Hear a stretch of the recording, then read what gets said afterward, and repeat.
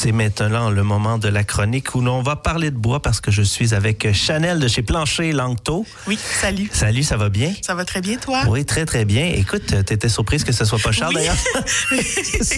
Mais ça va être correct avec toi aussi. Oh, ben, je suis sympathique quand même. Là. Oui, ça me va. Peut-être pas autant que Charles après 11 ans de radio, là, mais quand même, on va faire avec. Écoute, tu vas nous parler là, de l'entretien du bois ce matin. Oui. Des défis, par exemple, pour la durabilité d'un plancher, par exemple, en bois, oui. Qu'on peut rencontrer. Il y en a beaucoup. Au départ, comment on entretient ça pour justement avoir moins de défis?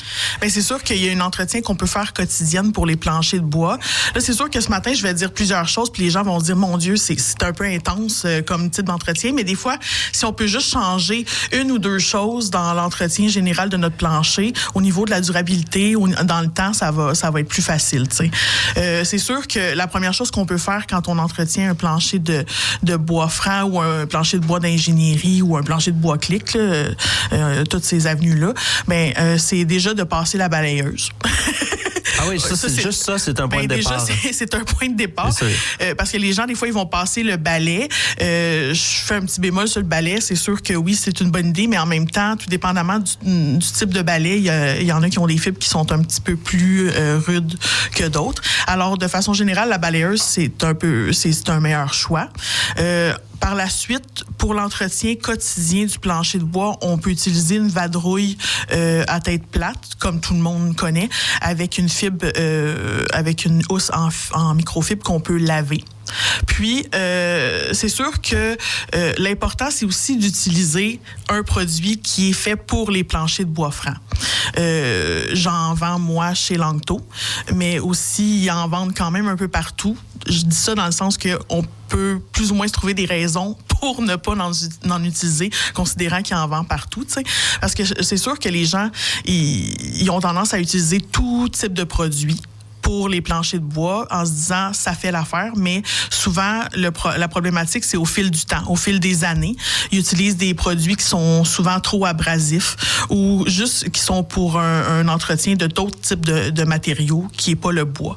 Parce que nous les produits qu'on vend qui sont vraiment pour les bois francs, mais souvent c'est des produits qui sont sans résidus, à séchage rapide pour éviter d'emmagasiner de l'humidité sur le dessus du bois ou même dans le joint du bois, là, tu sais.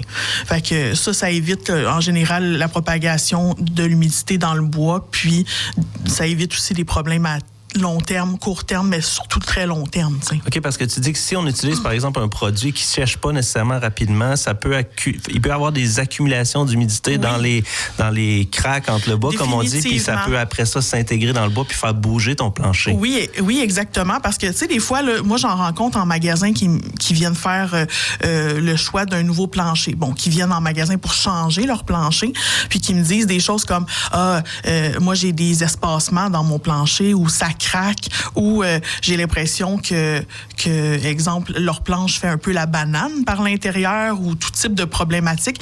Mais souvent, ça, c'est causé par le mauvais choix de produits ou d'autres problématiques comme la gestion de l'humidité dans l'air. Parce que prendre soin d'un bois franc ou faire l'entretien d'un bois franc, c'est pas juste qu'est-ce qu'on va utiliser comme produit. C'est aussi est-ce qu'on a une ambiance qui est saine pour que le produit à long terme soit pas endommagé.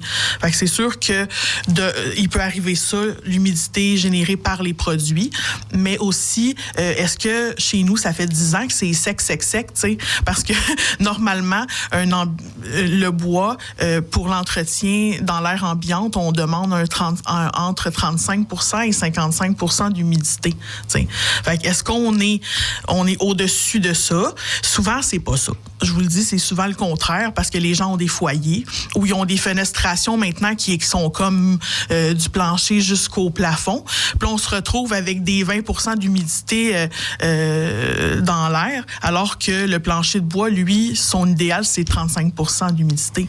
Fait que là, ça vient assécher la fibre de bois, ça vient éclater la fibre du bois, les planches, ils peuvent s'ouvrir, ils peuvent faire la gondole, puis là, on se dit, oh mon Dieu, c'est pas un si bon produit que ça à la longue, mais c'était pas tant ça le problème, mais plutôt l'entretien général, tu sais. C'est ce qui explique d'ailleurs que, comme tu dis, il y a plusieurs commentaires du genre « faut que je change le plancher », mais on n'est pas nécessairement au courant de l'entretien que nécessite un plancher de bois, justement. Non, mais c'est sûr que déjà, quand on vient en magasin, tous les conseillers peuvent toujours aider pour donner... Parce que nous, on a un guide d'entretien aussi qui est disponible sur le site Internet, fait qu'on peut se référer à ça.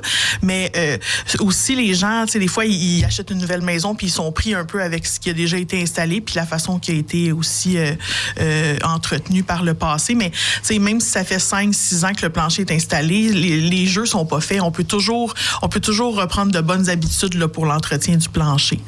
Mais... tu sais, à part, je dirais, les produits, toi, est-ce que tu as du bois franc à la maison? Est-ce que tu as du bois pré-verni? Plancher de bois franc, pas pré-verni, qui avait été verni, installé et puis verni. Puis ma prochaine question s'en allait là. Est-ce que ça peut valoir la peine, des fois, par exemple, quand le plancher s'en vient magané, comme on dit, de refaire sabler et de remettre une protection adéquate? Oui, c'est sûr que là, si ça fait plusieurs années puis il a été pas bien entretenu, on peut repartir de nouveau puis refaire le vernis, tout ça. Mais c'est sûr que, tu sais, exemple, l'entretien d'un plancher pré-verni sera pas le même que l'entretien d'un plancher huilé. Exemple, c'est sûr que le plancher huilé demande un peu plus d'entretien. Ça, les gens, des fois, ils ont des surprises, ils achètent des maisons puis ils ont des bois huilés déjà installés. Fait que c'est sûr que pour ce qui est des huilés, ça prend des huiles régénératrices ou des shampoings. Mais ça, c'est tous des produits qui sont vendus spécialement pour les planchers huilés. Mais sinon, si on n'est pas certain, on peut juste recommencer, exemple, sabler notre plancher, puis revernir. Puis à ce moment-là, reprendre des saines habitudes. Exact. À partir de ce moment-là, se dire cette fois-là, je le fais comme faut. Oui. Puis aussi, ce que j'aimerais dire, c'est que les gens sont toujours surpris parce qu'ils me disent que le plancher a décoloré et tout ça. Ça, je vais vous le dire tout de suite, peu importe le type d'entretien qu'on fait d'un plancher de bois, le bois, ça reste un produit naturel. Donc, ça a quand même une période d'oxydation qu'on appelle. Donc, naturellement, le bois va décolorer, va changer de couleur. Même si on en fait un bon usage, c'est quelque chose de normal. Donc, tu sais, quand on est dans une maison, idéalement, peut-être changer les meubles de place régulièrement. Là, je parle régulièrement, c'est pas une fois par semaine, mais je veux dire, c'est juste que des fois, les gens sont surpris après quelques années, ils déplacent un meuble ou un tapis, puis ils se rendent compte que il y a une différence avec où est-ce qu'il était le tapis puis les autres meubles. Bien, c'est sûr que ça, c'est normal. Fait qu'il faut juste faire le déplacement des meubles un petit peu couramment là, pour éviter ça. Parfait. Puis pour terminer, mais comme tu disais tantôt, on peut aller vous voir chez Langto Couvre-Plancher si on a des questions, si on veut des conseils. Oui, on est situé, on a deux succursales, une à Longueuil, au 740 rue Jean-Neveu, puis on en a une aussi à Saint-Isidore, 148 rue Boyer. Puis, ayez pas peur de poser des questions, parce que quand on achète un bois, des fois, on pose beaucoup de questions sur le matériau, mais il faut quand même penser que si on veut que ça dure longtemps ou qu'on puisse avoir la garantie sur le produit, mais il faut quand même faire un entretien adéquat, là. Mais en tout cas, moi, de mon côté, j'irais peut-être faire un tour chez vous, parce que j'aurais sûrement d'autres questions, puis je serais dû. Il n'y a pas de problème. Merci beaucoup, Chanel Rivard de chez Langto Couvre-Plancher d'avoir été là. On en a appris beaucoup sur le plancher en général et le bois. Oui, à la semaine prochaine. À la semaine prochaine.